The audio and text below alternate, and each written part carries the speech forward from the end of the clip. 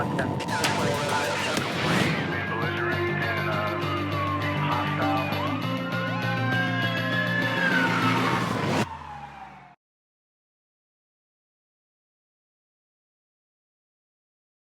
I'm David Roger, General Counsel for the Las Vegas Police Protective Association. I want to talk to you about Miranda and juveniles.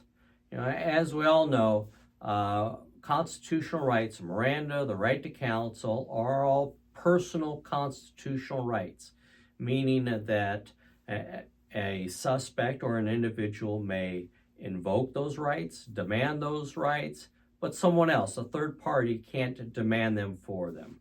And so, for example, you're interviewing a suspect and the suspect's wife shows up and says, I want an attorney for my husband, or I don't want him to talk to you. Well, that's all fine and dandy, but constitutionally speaking, they don't have the right to invoke constitutional rights for someone else. And so the question becomes, what about a juvenile?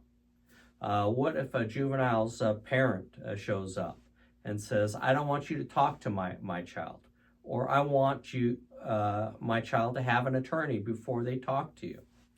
Well, as we know, in the last legislative session, Nevada lawmakers created a child-friendly Miranda admonishment. That's in statute. It's also in your policy.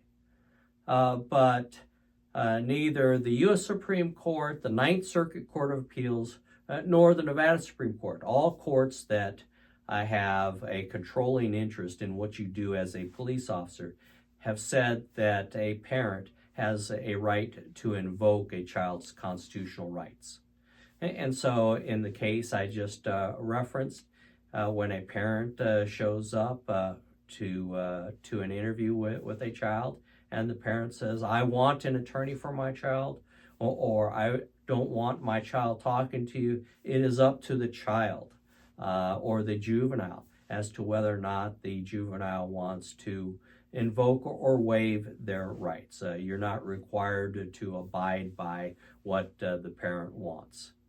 I hope this helps clarify some of your issues. If you have any questions, feel free to contact me at droger@lvppa.com. Thank you for listening. Please hit the subscribe button on our YouTube channel.